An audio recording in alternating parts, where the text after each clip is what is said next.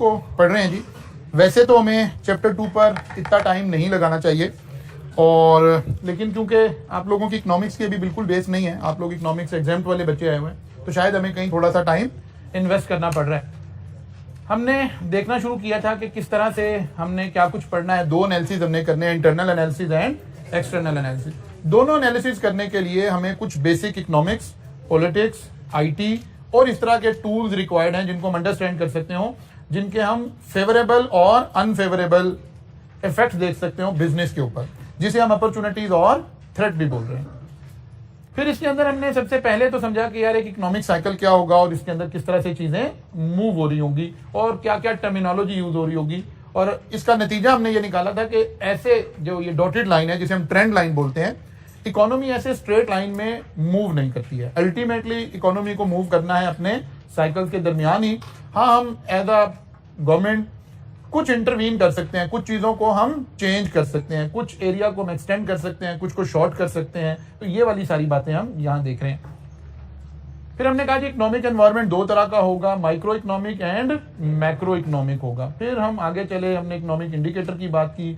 हमने कहा 3 तरह की बातें हो सकती हैं, लीडिंग इकोनॉमिक इंडिकेटर हो सकते हैं, लैगिंग हो सकते हैं और कोइंसिडेंट हो सकते हैं। लीडिंग का मतलब है जो शुरू में चेंज होंगे, जब चेंज हो रहे होंगे तो सब लोग ये कह रहे होंगे यार ये कोई तेल थोड़े निकल आया, ये क्या हो गया है इस वक्त, ऐसे ये तो ऐसे कर रहे हैं।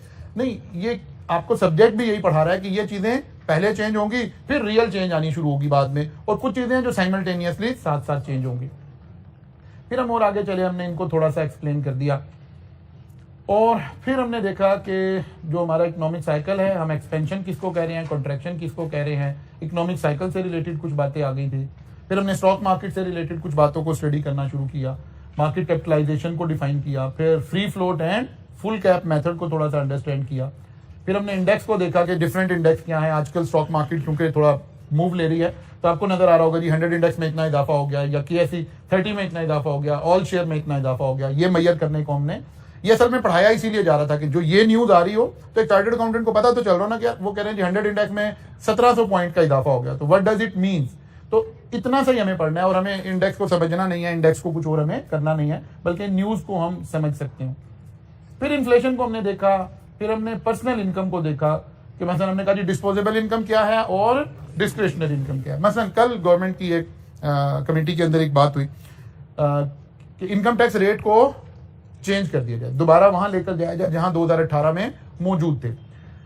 2018 में इनकम 12 लाख तक की इनकम एग्जाम थी सैलरीड क्लास को, यानी एक शख्स जो 1 लाख रुपए पर मंथ कमा रहा था उसकी इनकम एग्जाम थी। तो दोबारा ये प्रपोजल डिस्कस हो रही थी कि इसको फिर 4 लाख पर हम ले आए थे, तो इसको फिर दोबारा एग्जामेशन को इंक्रीज करके 12 लाख पर ले जाने की बात हो रही है। लेट्स अज्यूम ये इंप्लीमेंट हो जाती है, तो अब हमारा सब्जेक्ट हमें सिखा रहा है, हम फौरन समझेंगे अच्छा जी हमारी डिस्पोजेबल इनकम बढ़ गई है क्योंकि स्टैट्यूटरी ऑब्लिगेशन हमारी क्या हो गई है, रिड्यूस हो गई है। ठीक है ना, हम इस मकसद के लिए सारा कुछ सीख रहे हैं।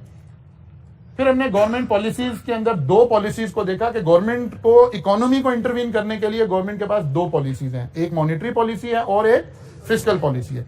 मॉनेटरी पॉलिसी से हम क्या करते हैं, इकोनॉमी में जो सर्कुलेशन ऑफ मनी है उसको कंट्रोल करते हैं। 3 टूल्स हमारे पास हैं, या इंटरेस्ट रेट बढ़ा दें, या वो जो है लेंडिंग का उसको चेंज कर दें, या रिजर्व की रिक्वायरमेंट को चेंज कर दें। और फिस्कल पॉलिसी का मतलब है कि हम गवर्नमेंट का या तो टैक्सेशन में इंटरवीन करें, टैक्स बढ़ा दें या कम कर दें, या गवर्नमेंट की स्पेंडिंग में इंटरवीन करें, स्पेंडिंग ज्यादा करें या कम करें, या बोरिंग में इंटरवीन करें। यहां भी 3 हमारे पास ऑप्शन नजर आ रही है, मोटी मोटी बातें हो रही हैं ऑब्वियसली, वहां भी 3 ऑप्शन हमारे पास नजर आ रहे हैं। इनमें से कोई काम किया जा रहा होगा तो हम अपनी आंसर स्क्रिप्ट में लिखना चाह रहे होंगे कि थ्रू फिस्कल पॉलिसी ये काम हुआ है। उनमें से कोई काम हो रहा होगा तो हम अपनी आंसर शीट में लिखना चाह रहे होंगे कि थ्रू मॉनेटरी पॉलिसी ये हुआ है। हमें बस इतनी अंडरस्टैंडिंग इन सारी चीजों की रिक्वायर्ड है। फिर मॉनेटरी पॉलिसी के थ्रेट्स क्या थे और ये सारा कुछ क्या था, ये भी हमने लास्ट टाइम कर लिया था। इंटरेस्ट रेट, इसको भी हमने लास्ट टाइम कर लिया। अनएम्प्लॉयमेंट पर कल हम पहुंच गए थे, ठीक है ना। इफेक्ट ऑफ अनएम्प्लॉयमेंट, ये भी कर लिया था, नहीं किया था। Unemployment effect on business. अच्छा जी, अनएम्प्लॉयमेंट क्या शो कर रही होगी जब हम एनालिसिस कर रहे होंगे किसी जगह पर। आज एक छोटा सा क्वेश्चन भी टेकअप करते हैं कि कैसे हम चीजों को देखा करेंगे। कॉजेज क्या हो सकती हैं, economy is not making full use of worker, यानी जब अनएम्प्लॉयमेंट है तो इसका क्या मतलब है कि economy full use of worker नहीं कर रहे, लोग ज्यादा अवेलेबल हैं, हम काम कम लोगों से करवा रहे हैं। Economy will not grow as quickly as it could be. जाहिर है सब लोग अगर काम नहीं कर रहे हैं, सब लोग अगर जॉब पर नहीं लगे हुए हैं, तो हम इकोनॉमी में वो ग्रोथ नहीं ला रहे हैं जो आ सकती थी। थ्रेट्स क्या क्रिएट हो रहे हैं? Due to unemployment, household will have less income which lower spending. अगर घर के 5 अफराद हैं, 2 लोग जॉब पर है, 3 लोग जॉब नहीं कर रहे, तो ओवरऑल घर को एक यूनिट समझें, तो इनकम घर की रिड्यूस हुई, इनकम रिड्यूस हुई तो क्या रिड्यूस हो रहा होगा? स्पेंडिंग रिड्यूस हो रही होगी ऑब्वियसली। तो इसका मतलब है वो वाले बिजनेसेस जहां हमने ये पैसा खर्च करना था, उनके लिए अनएम्प्लॉयमेंट क्या बन गया है? थ्रेट बन गया। People might stop buying imported goods. हम अज्यूम करें कि इंपोर्टेड गुड्स जो हैं वो महंगी हैं और लोकल गुड्स सस्ती हैं। सम टाइम इसके अदरवाइज भी हो जाता है, ठीक है ना। तो लेकिन यहां अजम्पशन ये है कि उन बिजनेसेस के लिए ये थ्रेट क्रिएट हो रहा है जो ब्रांड सेल कर रहे हैं, इंपोर्टेड चीजें सेल कर रहे हैं, अच्छी क्वालिटी की प्रोडक्ट्स प्रोवाइड कर रहे हैं, और मुल्क में अनएम्प्लॉयमेंट बढ़ रही है। इसका मतलब है लोगों की बाइंग पावर रिड्यूस हो रही है, तो लोग इन चीजों को बाय करना कम करेंगे, लोकल प्रोडक्ट्स के ऊपर स्विच हो रहे होंगे। तो इस तरह के कुछ हम थ्रेट्स आइडेंटिफाई कर सकते हो, 1 2 दैट्स इट। अपॉर्चुनिटीज किसकी बात हो रही है? नहीं, बिजनेस की नहीं हो रही, किसकी बात हो रही है? इंपोर्टर की बात हो रही है। जो इंपोर्टेड चीजें सेल कर रहा है उसके लिए थ्रेट आ रहा है, ठीक है ना। मैं इंपोर्टेड चीज इंपोर्ट कर रहा था, मैं इंपोर्टेड ड्रिंक्स इंपोर्ट कर रहा था, बेवरेजेस इंपोर्ट कर रहा था, और बहुत सारी चीजें, मेरे लिए थ्रेट है, ये उसका जिक्र हो रहा है। People might stop buying imported good, import वाले बिजनेस का हो रहा है। अपॉर्चुनिटीज किसके लिए क्रिएट हो रही है? यहां वो बात नजर भी आ जाएगी। Consumer would swap to cheaper alternative, इसका मतलब है लोकल इंडस्ट्री ऊपर आ जाएगी। आप जरा किसी ग्रोसरी स्टोर पर जाइए, जब से हमारी डॉलर की पैरिटी चेंज हुई थी, जाहिर है डॉलर ऊपर चला गया, डॉलर ऊपर जाने की वजह से हमारी इंपोर्ट की कॉस्ट इंक्रीज हो गई।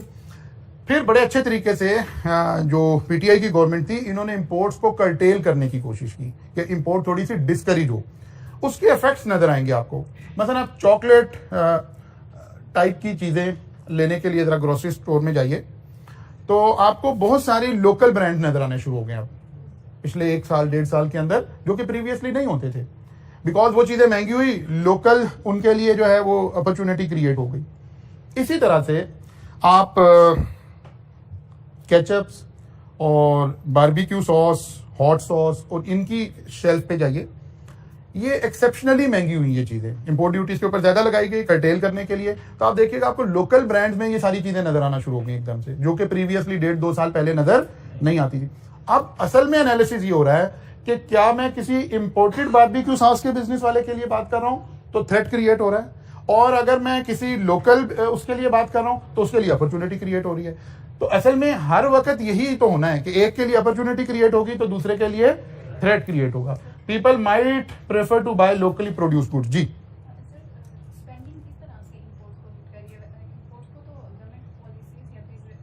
इंपोर्ट को नहीं कर रही, नहीं, इंपोर्ट को नहीं। एक शख्स के पास 500 रुपए हैं और उसे 2 सॉस परचेज करनी है, वो देखता है इंपोर्टेड सॉस तो 700 रुपए की एक आ रही है, वो लोकल पे जाता है, देखता है हाँ यार ये 2 आ जाएगी, क्या खरीदेगा?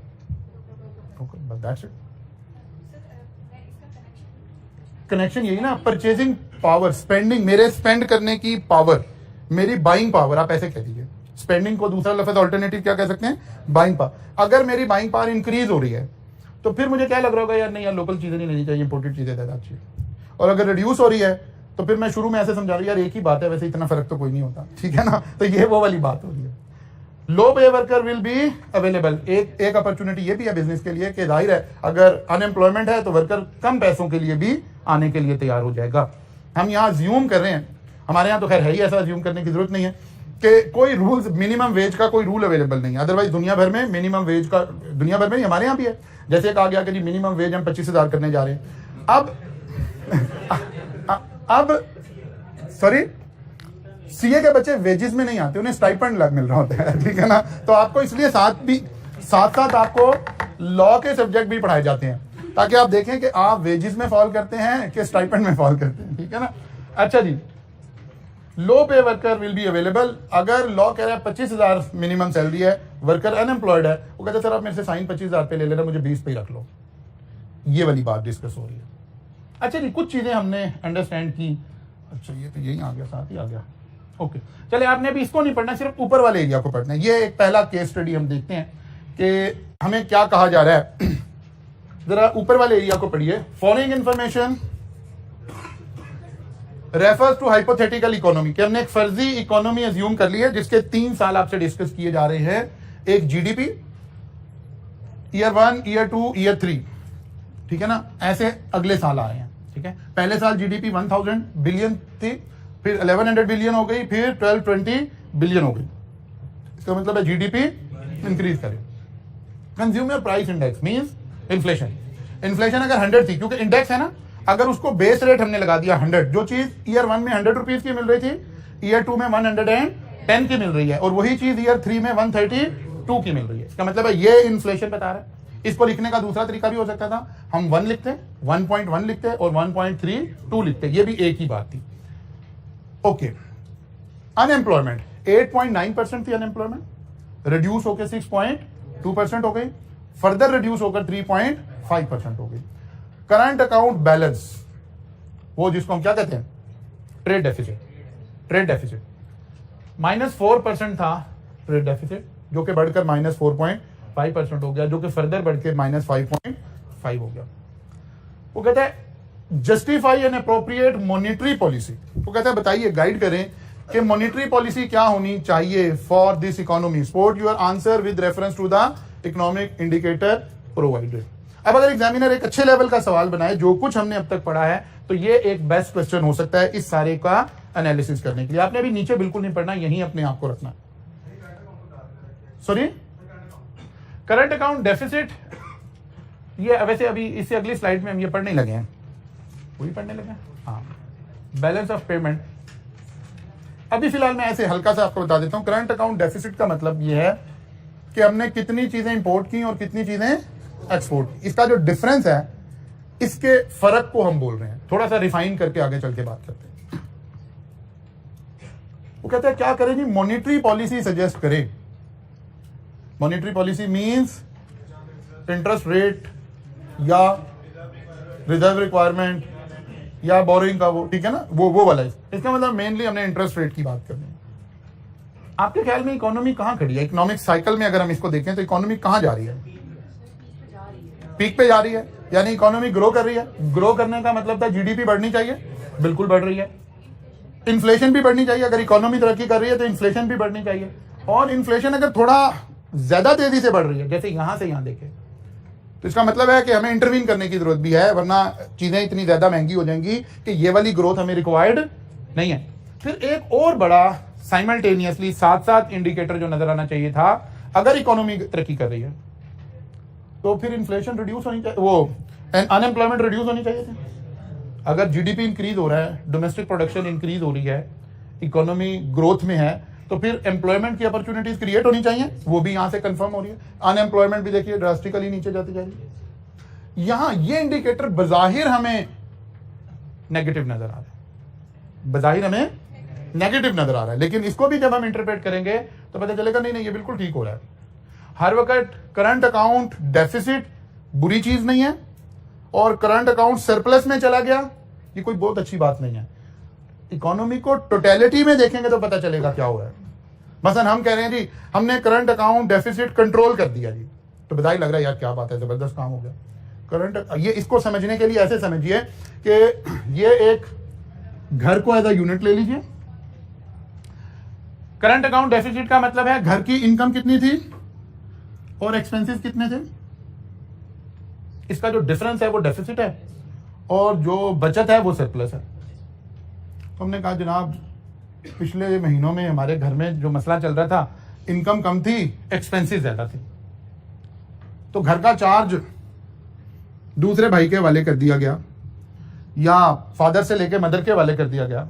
मैं औरतें ज्यादा बैठी हैं इस वजह से कह रहा हूँ, उनके हवाले कर दिया गया, वरना ये अदरवाइज भी हो सकता था, ठीक है ना, कि मदर से लेकर फादर। और उन्होंने कहा देखो जी मैंने घर का निजाम संभाला है, अब एक्सपेंसिव कम है और पैसे बच रहे हैं। क्या ये फौरन से हम इतनी सी बात को देख के डिसाइड करें कि ठीक हो गया, घर के खराब हो गया? नहीं, देखना पड़ेगा कहां कर्टेल किया आपने।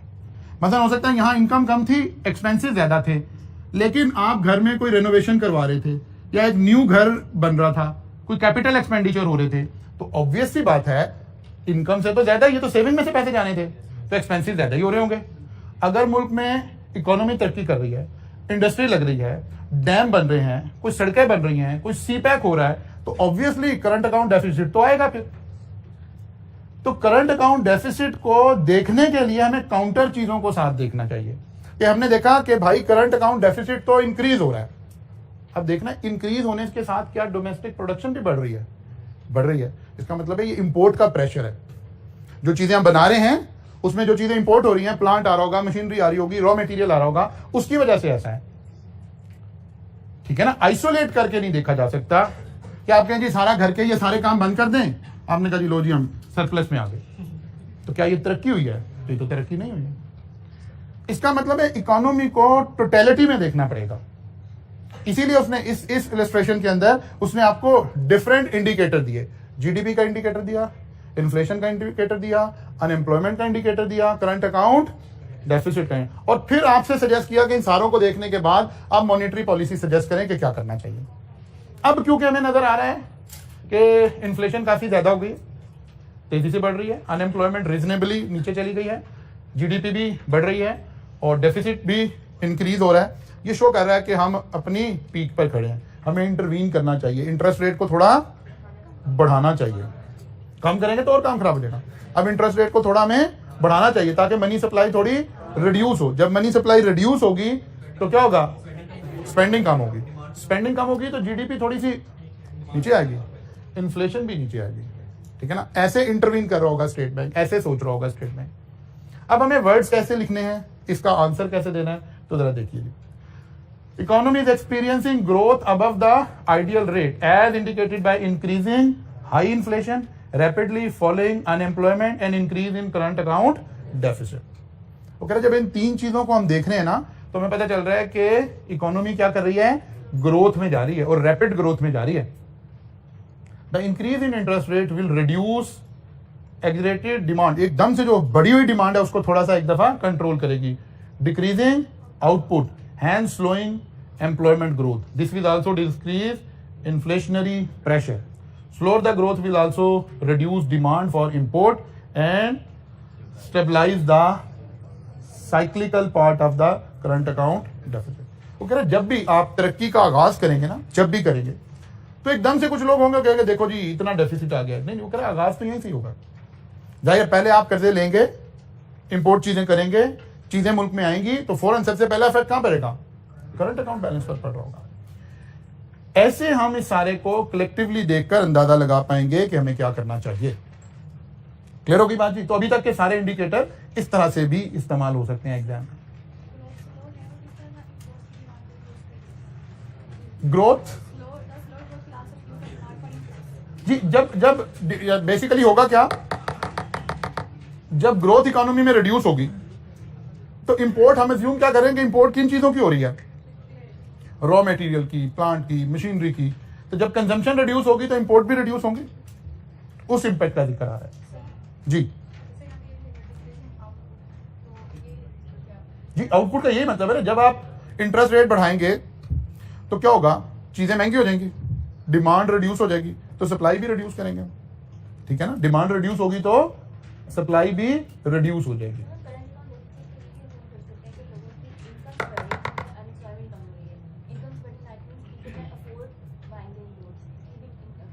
हाँ, यानी हम यही कह रहे हैं ना कि जब भी इकोनॉमी में ग्रोथ आ रही होगी तो इंपोर्ट पर प्रेशर पड़ना शुरू हो जाएगा। उसके पीछे रीजन यही होगी कि लोगों की प्राइसेस, परचेजिंग पावर बढ़ेगी, लोग इंपोर्टेड चीजों पर जाना शुरू हो जाएंगे, लोग गाड़ियां खरीदनी शुरू कर देंगे, लोग मोबाइल खरीदने शुरू कर देंगे। जैसे अभी कल एक न्यूज चल रही है, अगरचे वो भी कंफर्म नहीं है, लेकिन हो सकता है कि पीटीए वाला जो टैक्स है ये भी विड्रॉ कर लिया जाए। तो अब अगर पीटीए टैक्स विड्रॉ हो जाता है तो एकदम से आईफोन कोई तकरीबन 83-84,000 प्राइस उसकी रिड्यूस हो जाएगी, तो डिमांड क्रिएट होगी ना। जब डिमांड क्रिएट होगी, ज्यादा चीजें इंपोर्ट होगी, तो करंट अकाउंट बैलेंस क्या होना शुरू हो जाएगा? फर्दर खराब होना शुरू हो जाएगा, फर्दर खराब होना शुरू हो जाएगा। ऑल्दो ये कोई बड़ी अच्छी बात नहीं है कि आप ये महंगे फोन के ऊपर जो है फिर से आप टैक्स जो है वो रिड्यूस कर दें, ये कोई बड़ी अच्छी बात नहीं। हो सकता है मुझे जाती हैसियत में तो अच्छा लगे, मेरा भी मोबाइल सस्ता हो जाएगा, लेकिन यह क्या कि ओवरऑल हमें क्या सोचना चाहिए, ओवरऑल हमें कैसे देखना चाहिए। तो ये कोई बड़ी अच्छी प्रपोजल नहीं है कि आप पीटीए का टैक्स जो है विड्रॉ करना। जी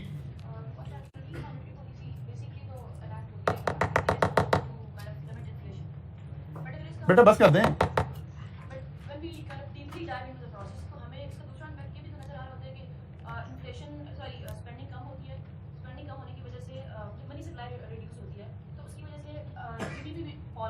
बिल्कुल ऐसे जी, यही तो हम कह रहे हैं। असल में ये सारा थीम ही है। मैं वापस आपको इसीलिए ग्राफ पर लेकर जा रहा हूं कि असल थीम, जो बुनियादी थीम है ना, पहले उसको दोबारा ध्यान में लाइए। हम ये कह रहे थे कि जब भी इकोनॉमी कहीं खड़ी है ना, तो ऐसा मुमकिन नहीं है कि हम इकोनॉमिक्स में एक ही जगह खड़े रहेंगे। हमें डिसाइड करना है कि कब ये इस वक्त जो क्वेश्चन अंडर डिस्कशन हमारा चल रहा है, हम इस फेज से गुजर रहे हैं, एक्सपेंशन के फेज से गुजर रहे हैं। जीडीपी बढ़ रही है, इन्फ्लेशन भी बढ़ रही है और अनएम्प्लॉयमेंट रिड्यूस हो रही है। अब ऐसे हम जा रहे हैं, हम कह रहे हैं यहां अब हमें इंटरवीन करना चाहिए ताकि ये यहां से वापस आए। हम खुद रिसेशन क्रिएट कर रहे हैं, मॉनेटरी पॉलिसी के जरिए हम खुद रिसेशन कर रहे हैं। इसका मतलब ये नहीं है कि हम रिसेशन को दावत दे रहे हैं, हम ये कह रहे हैं कि यहां थोड़ा इंटरवीन करते हैं ताकि थोड़ी सी चीजें स्टेबल हो, फिर भले दोबारा ऊपर जानी शुरू हो जाए। लेकिन अगर बिल्कुल ऐसे लाइन में जाना शुरू हो गई तो फिर तो ये आउट ऑफ कंट्रोल हो जाएगी। ट्रेंड लाइन को तो हम फॉलो नहीं कर सकते।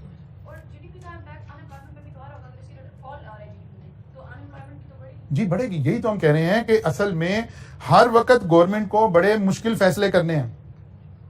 यानी मेरे एक काम करने से एक चीज ठीक होगी, दूसरी साथ ही खराब हो रही होगी।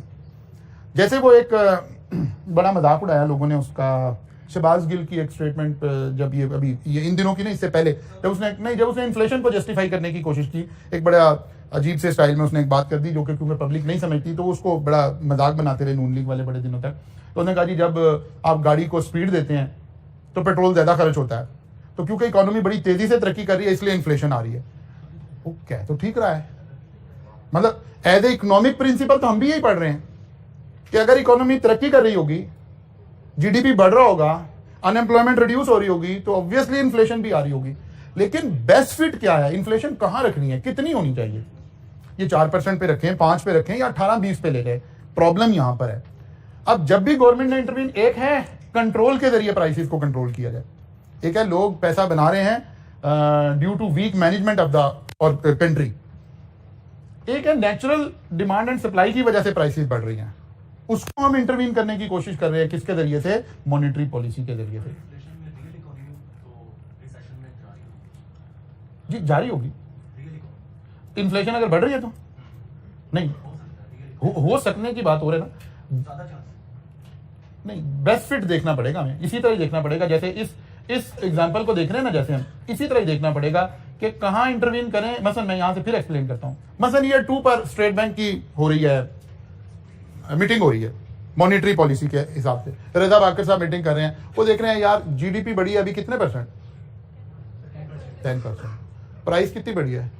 10%। अनएम्प्लॉयमेंट रिड्यूस हुई है, डेफिसिट बढ़ा है। वो कहते ठीक है यार अभी सही है, सही जा रहा, जाने दें। इंटरवीन नहीं किया।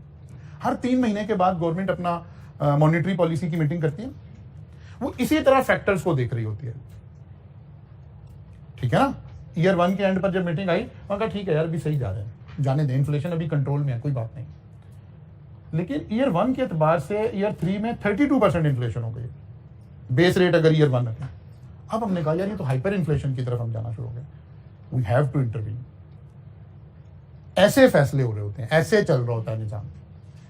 यकीनन हम एक चीज छेड़ते हैं, उसके साथ पॉजिटिव चीज भी खराब हो जाती है। ये ऐसी है, फितरत का निजाम ऐसी है। आप ये मिनरल वाटर जब बना रहे होते हैं, जब ये नेस्ले और ये सब कुछ कर रहे होते हैं, जब इसे आरओ करते हैं, उसमें से गुड मिनरल भी निकल जाते हैं, बैड भी निकल जाते हैं, फिर आप उसमें गुड दोबारा ऐड कर लेते हैं। तो ऐसे ही है, जब आप इंटरवीन करेंगे कुछ पॉजिटिव चीजें भी खराब हो रही होंगी, तो आपने बेस्ट फिट क्रिएट करना है हमेशा। अच्छा जी आगे चलते हैं। Balance of payment. Balance of payment हम किसको कह रहे हैं? Balance of payment measure the financial transaction made between, यानी 2 कंट्रीज के दरमियान में, या ऐसे कहिए ग्लोबल चीजों को मेजर करने का एक तरीका है।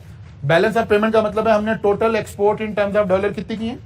फर्ज करें हम कहते हैं जी 20 बिलियन की हमने, टोटल इंपोर्ट कितनी की, पता चला जी 30 बिलियन की थी। तो हमने कहा यार बैलेंस ऑफ पेमेंट खराब हो गया, माइनस में चला गया, इंपोर्ट ज्यादा है, एक्सपोर्ट कम है। अब फिर इसके साथ जुड़े हुए बहुत सारी बातें हैं कि इकोनॉमी जाहिर है आइसोलेट होके नहीं चल रही होती।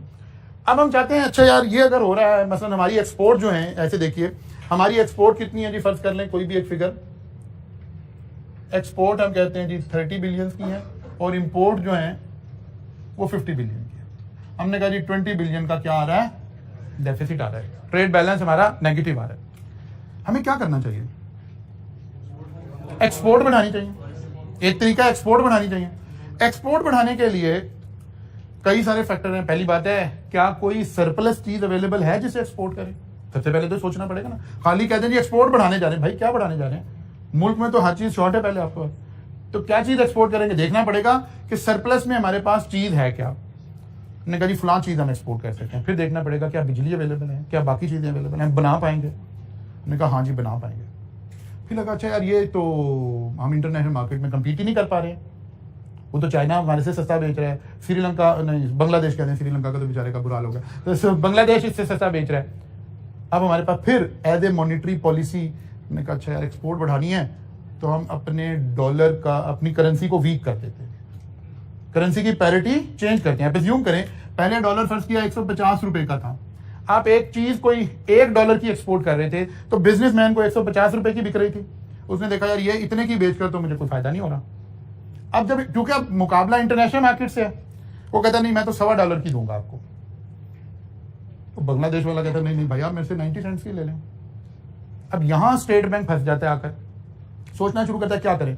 वो कहते हैं यार हम अपनी करेंसी वीक करते हैं। इसीलिए जब भी करेंसी वीक हो रही हो तो एक आर्गुमेंट उसकी फेवर में ये होता है कि हम एक्सपोर्ट बढ़ाने के लिए ऐसा करें। फर्ज किया जी हमने डॉलर कर दिया 190 रुपए का, अब यही बंदा $1 की चीज कोट कर रहा है, अब इसको 190 रुपए आ रहे हैं, ये कहता हाँ यार ये वाइबल है, अब ये रेट अपना नीचे करके एक्सपोर्ट करनी शुरू कर रहा है।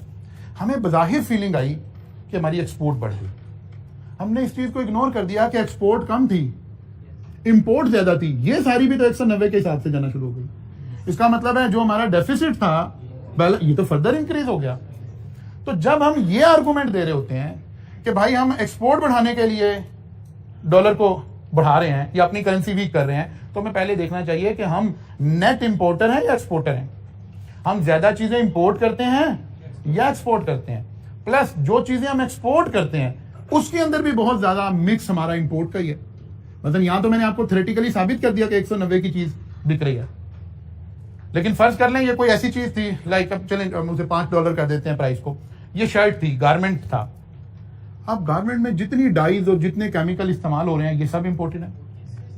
तो एक तरफ तो मैंने सोचा कि चलो प्राइस बढ़ जाएगी, दूसरी तरफ मेरी कॉस्ट ऑफ बिजनेस भी बढ़ जाएगी। फिर सबसे बड़ा इंग्रेडिएंट हम ऑयल इंपोर्ट कर रहे हैं, ऑयल महंगा हो जाएगा, ऑयल महंगा होगा बिजली महंगी हो जाएगी। डायरेक्टली जब हम डीजल यूज कर रहे हैं सही वाला डीजल तो वो तो मेरा मतलब है जिसका ऑक्टेन लेवल ठीक हो ईरान वाला डीजल नहीं, मैं ये कहना चाह रहा हूँ, गलत मतलब ले रहे हैं मेरी बातों। तो वो हमारी कॉस्ट वहां से भी इंक्रीज हो गई। अगेन आप देखें हम उसी सर्कल में खड़े हुए हैं, हम एक चीज को ठीक करने की कोशिश करेंगे साथ ही कोई दूसरी डिस्टर्ब हो रही होगी। तो ये जो लोग बैठे हुए हैं, अगर इंटेलिजेंट लोग बैठे हुए हैं, इनका काम सिर्फ एक है, ये बेस्ट फिट ढूंढेंगे इन हालात में बेहतर क्या है, ठीक है ना। तो बैलेंस ऑफ पेमेंट भी एक ऐसा ही इशू है कि जब हम इसे ठीक करने की कोशिश करते हैं तो अलाइड चीजें इसके साथ ही अफेक्ट हो रही होती हैं। तो डेफिसिट से क्या मुराद है? इंपोर्ट ज्यादा एक्सपोर्ट कम, ठीक है ना। Deficit, country imports more goods services and capital then its export, must borrow from other countries to pay for import. मतलब हमने $1000 इंपोर्ट वो एक्सपोर्ट किया, $1000 हमारे हाथ में है, $1500 हमने इंपोर्ट कर लिए, तो ये $500 हम कहां से देंगे? फिर बोरो करेंगे, फिर IMF आ जाएगा, फिर वर्ल्ड बैंक आ जाएगा। तो ये वही वाली बात यहां लिखी हुई है। इन short term fuels economic growth, वो कहते हैं लेकिन शॉर्ट टर्म में इसका फायदा होगा हमें, इकोनॉमी थोड़ा सा ग्रोथ में आएगी एक मरतबा। In long term it will have to go into debt to pay consumption. Ultimately क्या हो रहा होगा, आप जनाब कर्जे ले लेकर और ये चीजें कंजम्पशन में लेकर जा रहे होंगे। अगर फिर आप वो हमारे चैप्टर 1 में आएगा जब हम वहां पढ़ेंगे। चैप्टर 1 हमने इसीलिए छोड़ा था कि उसको ज्यादा ही वो पॉलिटिकल हो जाएगा, ना होते होते भी ये चैप्टर हर वक्त पॉलिटिक्स की तरफ ही जा रहा होता है भाग भाग के, कुछ हमारा अपना मिजाज भी ऐसे ठीक है ना। तो मसलन जनरल मुशर्रफ के दौर में हमारा पहला टिल्ट गया। मसलन अगर जनरल मुशर्रफ का दौर यानी 1998 में आई थी, उसने 99 में जब मार्शल लगाया, 99 से पहले अगर आप कभी मुल्क से बाहर जाते थे, मसलन आप सऊदी अरब गए, दुबई गए, किसी भी दुनिया के मुल्क में गए और वापस पाकिस्तान आते थे, तो आपको एक बड़ा डिफरेंस नजर आता था कि यार दुनिया कहाँ खड़ी है, हम कहाँ खड़े हैं। मुशर्रफ दौर आया, 9/11 हो गया, पैसा काफी सारा आ गया, डॉलर उसने कंट्रोल रखा हुआ था, हालात इंटरनेशनली ऐसे थे कि हमारे मुल्क में पैसे की रेल पे लोगी, बहरहाल प्रॉपर्टी बड़ी ऊपर चली गई, कई सारी रीजन थी उसकी। लेकिन नेट चल क्या हुआ, इंपोर्टेड चीज़ें आना शुरू हो गई, बड़े ब्रांड्स आना शुरू हो गए, बड़ी गाड़ियाँ आना शुरू हो गई, बड़ा सब कुछ आना शुरू हो गया। तो वो जो एक गैप था ना वो बड़ा हद तक फिल हो गया। आज अगर आप दुबई जाएं तो दुबई की बिल्डिंग्स को छोड़कर जो चीज़ दुबई में अवेलेबल है वो पाकिस्तान में भी अवेलेबल है। आपकी पॉकेट में पैसे होने चाहिए, लेकिन उससे पहले ऐसा नहीं था, बिकॉज हमने इंपोर्ट्स अपनी कर्टेल की हुई थी। आप चले जाइए फ्रूट से लेके मतलब पानी तक जो है वो फ्रांस का अवेलेबल है आपके मुल्क के अंदर। आप लोकल पानी नहीं पीना चाहते, आप फ्रांस का पीना चाहते हैं, फ्रांस का पीना। मिल्क, दुनिया के हम बड़े मिल्क प्रोड्यूसर हैं, लेकिन अगर आप इंपोर्टेड मिल्क यूज करना चाहते हैं आप उस पर चले जाइए। हमने अपनी इकोनॉमी को कंजम्पशन बेस कर दिया, हमने अपना इंपोर्ट बिल बहुत ज्यादा बढ़ा लिया। अब एक्सपोर्ट है नहीं है, अब हम वो लोन ले लेकर इकोनॉमी को चला रहे हैं। यहां हम फिलहाल फंसे हुए हैं इस वक्त। अच्छा, दूसरी तरफ से करेक्शन कर दें, यहां कर दें सरप्लस, कंजम्पशन की जगह करते हैं सरप्लस। सरप्लस हम किसे कह रहे हैं जी? Country export more goods services and capital then its import. Export ज्यादा है और इंपोर्ट कम है। Country provide enough capital to pay for all domestic production. भाई हम कमा रहे हैं, अब आप कंट्री को ऐसे समझें जैसे इंडिविजुअल घर का यूनिट है। अगर एक शख्स की कमाई अच्छी है, फिर वो स्पेंडिंग कर रहा है, फिर वो खर्च कर रहा है, तो कोई प्रॉब्लम नहीं है। प्रॉब्लम तो वहां है कि कमाई आपकी है नहीं और आप खर्च कर रहे हैं। अब आप इंपोर्टेड चीजें ले रहे हैं लेकिन आप एक्सपोर्ट ज्यादा है, आप बिल्कुल लीजिए, कोई खास उससे फर्क नहीं पड़ रहा। Surplus boost economic growth in short term, reversal हो गया। In long term it become too dependent on export, यानी जब सारा कुछ हम स्विच कर जाएंगे, एक्सपोर्ट पर कर जाएंगे और हम ये फील कर रहे हैं कि यार हम अफोर्ड भी करते हैं, तो लोकल इंडस्ट्री आपकी बंद होना शुरू हो जाएगी, तबाह होना शुरू हो जाएगी, खत्म होना शुरू हो जाएगी। और एक वक्त आएगा कि फिर आपके पास वो इंडस्ट्री एग्जिस्ट भी नहीं करती होगी। ठीक है ना? अगर आप ये फोकस नहीं करेंगे कि मेरी इंडस्ट्री ना बंद हो जाए, तो फिर बहुत सारी ऐसी छोटी छोटी इंडस्ट्री आपको मुल्क के अंदर नजर आएंगी जो आज एग्जिस्ट ही नहीं करती है। एक वक्त हमारा कॉटेज इंडस्ट्री थी। मतलब एक छोटी सी एग्जांपल से मैं आपको एक्सप्लेन करता हूँ। ये जो बच्चों के लिए बैलून्स जो बनते हैं, एक वक्त था हमारी कॉटेज इंडस्ट्री में बैलून्स पाकिस्तान में बन रहे थे। अभी एक बिल्कुल छोटी सी इंडस्ट्री है। चाइना ने क्या किया, उसने जिस रॉ मटेरियल से, जिस स्क्रैप से बैलून बनते हैं, उसने ये हमारे कंट्री से इंपोर्ट करना शुरू कर दिया। अल्टीमेटली हमारी कॉटेज इंडस्ट्री को रॉ मटेरियल मिलना बंद हो गया। आज हम बिल्कुल जीरो बैलून मैन्युफैक्चर कर रहे हैं पाकिस्तान में। एक छोटा सा इवेंट, एक छोटा सा बैलून भी अगर आपको खरीदना है तो वो आपकी इंपोर्ट बिल से ही आ रहा है। इस तरह बहुत सारी इंडस्ट्री है जिसका रॉ मटेरियल आप अगर नहीं देखेंगे, अपनी इंडस्ट्री बंद कर, इसको हम कह रहे हैं फिर हम सारे के सारे क्या हो जाएगा, इंपोर्टेड चीजें आएंगी, उसके ऊपर ही डिपेंडेंट होंगे। बाद दफा कोई भी कंट्री किसी एक चीज पे डिपेंडेंट हो जाए तो जब उस सेक्टर का रिसेशन आता है तो वो सबसे ज्यादा हिट हो जाती है। ये उधर जब आप फाइनेंस के पोर्शन में पढ़ेंगे, एक टर्म इस्तेमाल करेंगे हेजिंग। ठीक है, कि हमने बिजनेस में, कंट्री में, इकोनॉमी में हेजिंग करनी होती है। हेजिंग का मतलब होता है, एक टेक्निकल, एक बड़ी बुकिश एग्जांपल से समझाने की कोशिश करता हूं। एक शख्स, ये फाइनेंस की किताबों में एग्जांपल आपको नजर आएगी कि एक शख्स आइसक्रीम सेल करता है। जिस दिन बारिश हो जाती है, कोई तूफान आ जाता है, तो उसकी सेल नहीं होती, लोग घरों से नहीं निकलते, बारिश हो रही है, लोग आइसक्रीम नहीं खाना पसंद कर रहे। वो शायद उस वक्त ऐसे होगा, लेकिन आजकल तो लोग आइसक्रीम बारिश में भी खा रहे होते हैं। तो वो कहते हैं कि जी बारिश हुई तो उस दिन उसकी सेल बहुत कम हो जाती है। उसको ख्याल आया कि यार मैं ऐसा क्या करूं कि जिस दिन बारिश हो उस दिन मेरी कोई और चीज सेल होनी शुरू हो जाए। तो उसने कहा जी उसने साथ अम्ब्रेला सेल करनी शुरू कर दी। ठीक है, या अगर हम पाकिस्तानी कल्चर में बात करें तो साथ पकोड़े या समोसे रख लें। ठीक है ना? तो अगर आइसक्रीम नहीं बिकेगी तो पकोड़े बिक जाएंगे। ठीक है ना? इसको हम हैजिंग कहते हैं कि ताकि एक चीज के ऊपर हमारी डिपेंडेंस ना हो, बल्कि एक अच्छी हैजिंग ये होती है कि जो एक एरिया का रिसेशन आए तो दूसरे का बूम चल रहा हो। जैसे अभी हमने कहा कि अगर आइसक्रीम नहीं बिक रही तो पकोड़े बिक रहे हैं, हमने दो अपोजिटली लिंक चीजों को सिलेक्ट कर लिया। ठीक है ना? ये हैजिंग हमारे स्टूडेंट को समझ आई नहीं आई, हमारे फाइनेंस पढ़ने वालों को भी और पढ़ाने वालों को भी समझ आई कि नहीं आई, हमारे सियासतदानों को समझ आ गई। वो एक घर में 3 आदमी होते हैं, एक पीटीआई में चला जाता है, एक पीपल पार्टी में चला जाता है, एक नून लीग में चला जाता है। वो कहता है जो भी होगा, जिसकी भी हुकूमत आएगी हमारे घर में हुकूमत मौजूद रहेगी, चाहे वो असद उमर हो, उसका भाई, ठीक है ना, कोई भी हो। ये हैजिंग सबसे अच्छी हमारे सियासतदानों ने कर रखी है। अच्छा जी,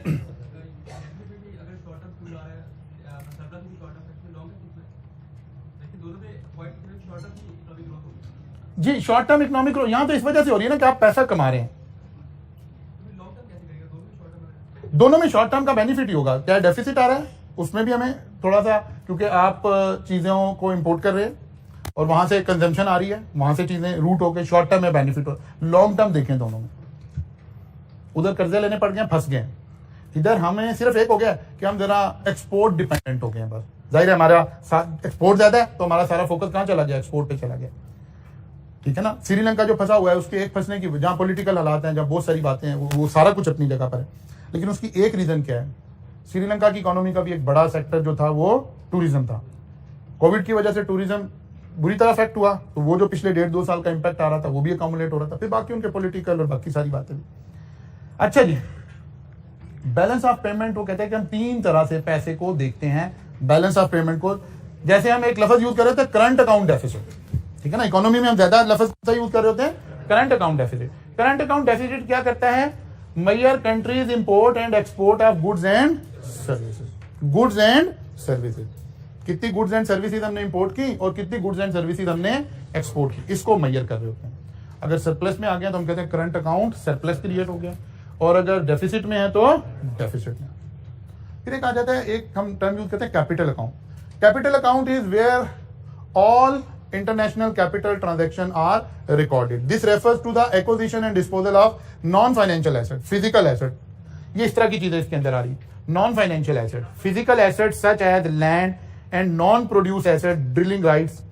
क्या मतलब, अगर लैंड खरीदी और बेची जा रही है, या हमने जो इस तरह के राइट सेल किए, जैसे हमारे पास ड्रिलिंग राइट। ड्रिलिंग राइट का क्या मतलब हो गया, आपने किसी इंटरनेशनल कंपनी को ये राइट सेल किया कि आप पाकिस्तान में आके ऑयल एक्सप्लोरेशन करें, या ये जो गोल्ड की रिकोटिक वाले जो कॉन्ट्रैक्ट थे, इनसे भी तो पैसा आ या जा रहा है ना, ये हम इधर नहीं ट्रीट कर रहे हैं, इसको हम इधर लेकर आ रहे हैं। अगर तो लैंड हमने कोई बेची है या खरीदी है किसी मुल्क में, कोई इस तरह की सिचुएशन थी, या फिर हमने कोई ड्रिलिंग राइट, ट्रेडमार्क्स या कॉपी राइट्स कोई क्रिएट हुए, इन ट्रांजैक्शन को देखें कि ये हमने बेची कितनी है और खरीदी कितनी है, तो फिर हम कहते हैं कैपिटल अकाउंट में सरप्लस या डेफिसिट क्रिएट हो गया।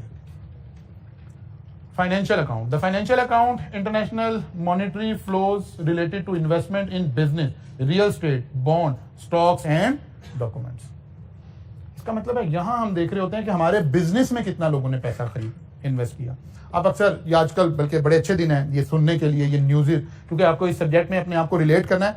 अब स्टॉक मार्केट क्योंकि मूव ले रही है, या पॉजिटिव या नेगेटिव जब आ रही हो, तो फिर आपको रोज खबर आ रही होगी कि आज इतने फॉरेन इन्वेस्टमेंट हमारे मुल्क से चली गई, या इतनी फॉरेन इन्वेस्टमेंट हमारे मुल्क में आ गई। क्योंकि इस वक्त स्टॉक एक्सचेंज ऊपर की तरफ जा रही है, तो आपको कहा जा रहा होगा इतने पैसे स्टॉक एक्सचेंज में फॉरेन इन्वेस्टमेंट आई है। वो इन्वेस्टमेंट हम कहां देख रहे हैं, इस अकाउंट में देख रहे हैं। क्योंकि अगर बिजनेस में, रियल स्टेट में, बॉन्ड्स में, स्टॉक्स में इन्वेस्टमेंट आ रही है, तो उसको हम यहां से मेजर करते हैं। लेकिन आमतौर पर जो मेजर ज्यादा बोला और देखा जा रहा होता है वो करंट अकाउंट देखा जा रहा होता है। बात समझ आ गई। करंट अकाउंट में हम गुड्स एंड सर्विसेज, आम गुड्स एंड सर्विसेज देख रहे हैं।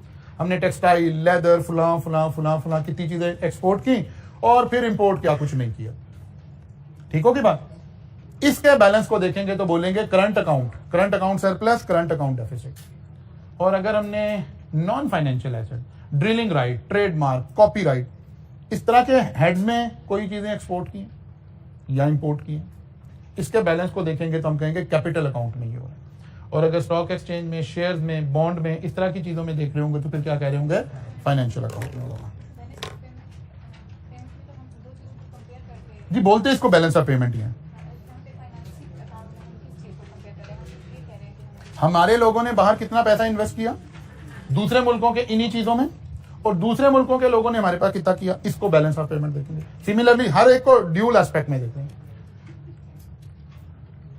अच्छा जी, बस होगी जी, कहानी खत्म हो गई है। ये चैप्टर आपका कंप्लीट हो गया। हमने थोड़ा सा एक्सटेंडेड टाइम इस पे इसलिए भी लगाया है कि थोड़ा सा आपने इस सब्जेक्ट में नए आए हैं, आप लोग थोड़ा सा इकोनॉमिक्स नहीं पढ़ी हुई है, तो इंशाल्लाह चैप्टर 3 का आगाज करेंगे जी। नेक्स्ट वीक में आएंगे तो चैप्टर 3 का आगाज करेंगे, और नेक्स्ट वीक में चैप्टर 2 का टेस्ट हो रहा होगा। इस वीक असल में हम जो हमारा जो टेस्टिंग सिस्टम काम करता है ना, वो 6 लेक्चर के बाद करता था। 2 वीक के हम करते हैं ना, तो वहां 12 लेक्चर हो चुके होते थे। अब क्योंकि हम स्प्लिट करके पढ़ रहे हैं, तो इस वीक कोई टेस्ट नहीं होगा, अगले वीक से अब आपका टेस्ट शुरू होगा। ठीक है ना, यानी नेक्स्ट वीक में आएंगे तो आपका चैप्टर 2 का टेस्ट हो रहा होगा जी। हाँ, इसको पढ़ें, बस काफी हो गया, इसको फिर डिस्कस कर लेंगे, अगर ज़रूरत पड़ेगी तो फिर डिस्कस करेंगे।